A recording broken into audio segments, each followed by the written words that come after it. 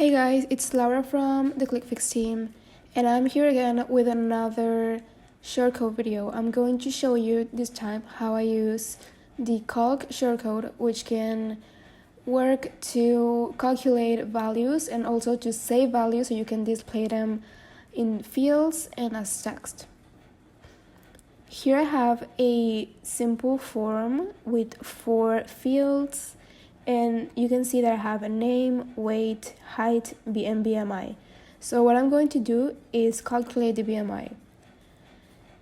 Here's a publish page, and the first thing that I do is that I check for the field IDs. For that, I use the ClickFix Chrome plugin. So I go to the plugin and I just go to highlight field IDs.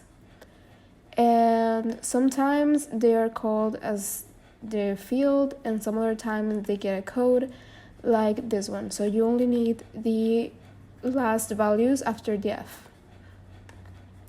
So I go to the custom code, and here's my code. So the first thing that I'm doing is that I'm just hiding 2 elements, but ignore that for now. And now what I want to do is calculate the BMI field. So here you can see that the BMI field is F1944. So calculate the field F1944, which is going to be called BMI.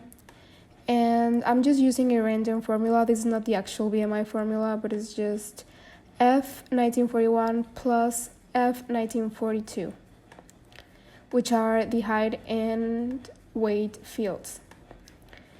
And I'm just adding a display so that the value gets displayed on the BMI field. So if I reset this, I'm going to try the shortcode. So I'm going to type my name, then a random value in weight, and a random value in height. And as you can see, it calculated height plus weight, so it gets the BMI. Now I'm going to show you the second part of my code, which is another way in which you can use the calc shortcode, but there are also many other ways to use it. I'm just showing you 2 examples, very basic examples. So the first thing, like I told you here, I'm hiding an element, which is a text element that is below this button.